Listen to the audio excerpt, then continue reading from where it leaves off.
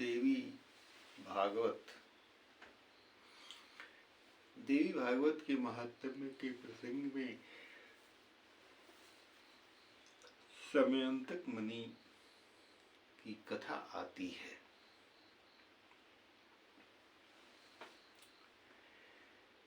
समयंतक मणि सत्राजित था। सत्राजित सूर्य का भक्त था। सूर्य भगवान की भक्ति करने के कारण जब सूर्य भगवान प्रसन्न हो गए तो उसको समयंतक मणि दे दिए और वो गले में धारण करके जब अपने नगरी में आया तो लोग कृष्ण भगवान के पास गए और कहे कि हे प्रभु, आपके दर्शन के लिए सूर्य भगवान ही आए हैं। समयंतक मुनि की विशेषता थी कि सूर्य के जैसा ही उसमें चमक थी और वह 8 बार सोना प्रतिदिन दिया करती थी। कृष्ण भगवान ने कहा कि यह सत्राजित है, न कि सूर्य भगवान है। सत्राजित उस मणि को घर पर रखा और विधि विधान के साथ उसका पूजा पाठ कराया। बाद में उसका भाई प्रसेनजित उस मणि को लेकर के घूमने गया तो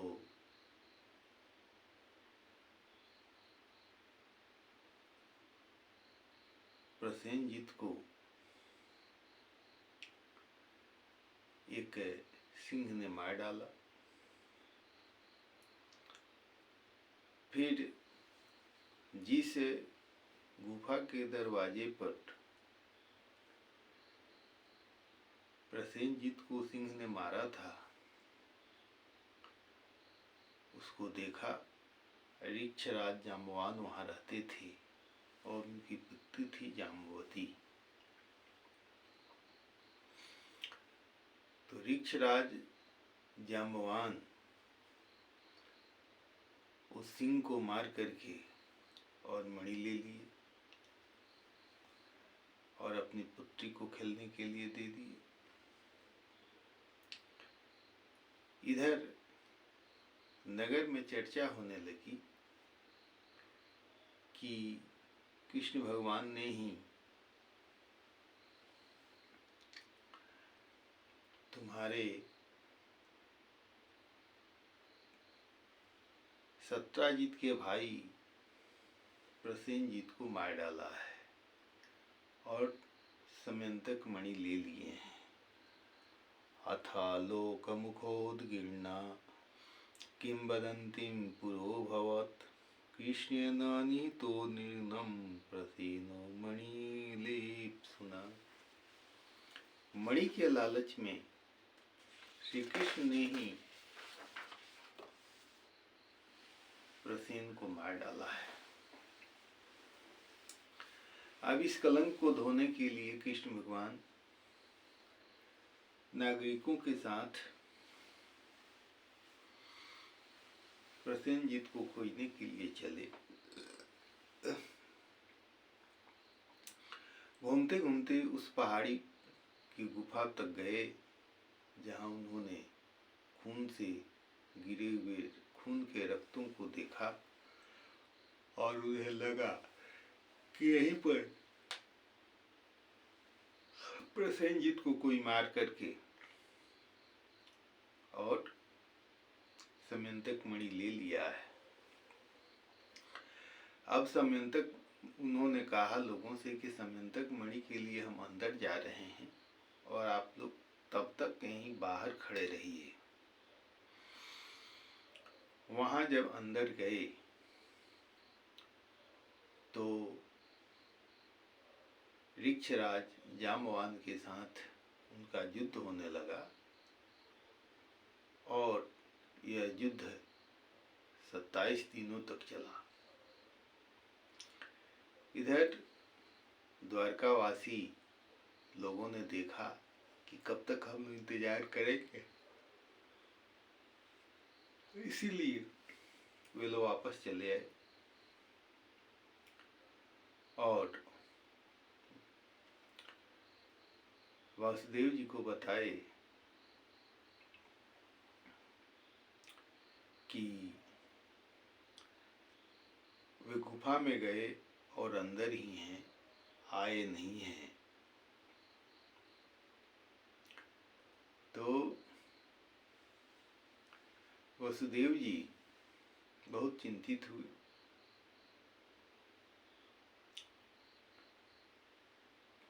अब नारद जी आ रहे हैं, गर्गाचार्य जब आए तो उन्होंने पूछा कि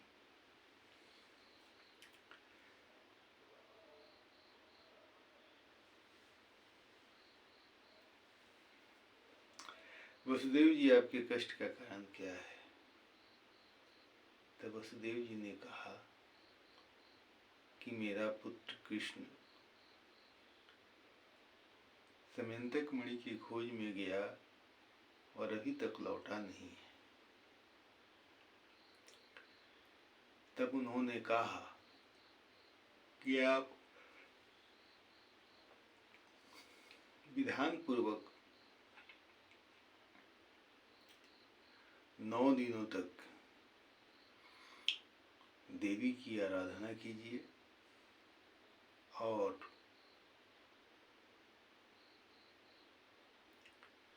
देवी भागवत की कथा भी सुनिए। तब वसुदेव जी कहे कि मुझको भी याद आती है जब मैंने देवकी के साथ पानी ग्रहण संस्कार किया था, तो विदाई के समय आकाशवाणी हुई कि इसका 8वां पुत्र तुम्हारा काल होगा। तब वो हम लोगों को कारावास में बंद कर दिया और एक एक होने वाले सभी पुत्रों को मार डालता था। तब गर्गाचार्य जी आए और हम लोगों ने उनसे आग्रह किया। तब उन्होंने बताया कि आप देवी भागवत की पाठ सुनिए और देवी की पूजा कीजिए। तो जब हम लोगों ने कहा कि हम लोग तो कारावास में हैं, हम लोग देवी भागवत का अनुष्ठान कैसे कर सकते हैं, तब गर्गाचार्य जी खुद हम लोगों के लिए पूजा किए, देवी का देवी भागवत का पाठ किए, सुनाए। तो देवी प्रसन्न हुई और उन्होंने वरदान दिया कि चिंता मत कीजिए, मेरी ही प्रेरणा से भगवान आपके यहाँ आ रहे हैं और वसुदेव जी उसको ले जाकर के यशोदा के यहाँ रख देंगे और वहाँ से मुझको ले आएंगे और फिर वह कन्या रूप में जब कंस को हाथ में आएंगे, कंस मुझको पटकने का कोशिश करेगा तो मैं विंध्याचल पर जाकर के निवास करूंगी। इस प्रकार देवी भागवत का श्रवण करने, देवी की पूजा करने का फल मुझे मिला था। तो फिर वही पूजा का अनुष्ठान वसुदेव जी ने अपने यहाँ कराया। जब 9 दिन बीता तो कृष्ण भगवान समयंतक मणि लेकर के आए। तो पूछा लोगों ने कि क्या घटना हुई। तो उन्होंने कहा कि जब मैं अंदर गया तो ऋक्षराज जाम्बवान के साथ युद्ध होने लगा और यह युद्ध 27 दिनों तक चला। अंत में ऋक्षराज जाम्बवान को यह ज्ञान हुआ कि ये सामान्य व्यक्ति नहीं है, प्रभु श्री राम ही हैं जो इस समय कृष्ण भगवान के रूप में अवतरित हुए हैं। तो समयंतक मणि और अपनी कन्या जाम्बवती को भी उन्होंने मुझे प्रदान कर दिया। 9वें दिन कथा की समाप्ति हुई, देवी की पूजा का समाप्ति हुआ और उसके बाद से कृष्ण भगवान लौट के चले आए। इस प्रकार समयंतक मणि की कहानी देवी भागवत के महात्म्य के प्रसंग में कही जाती है। यह देवी भागवत जो कोई भी प्रेम से सुनता है और देवी की उपासना करता है, उसके जीवन में सुख समृद्धि हमेशा बनी रहती है और किसी प्रकार का संकट नहीं आता है।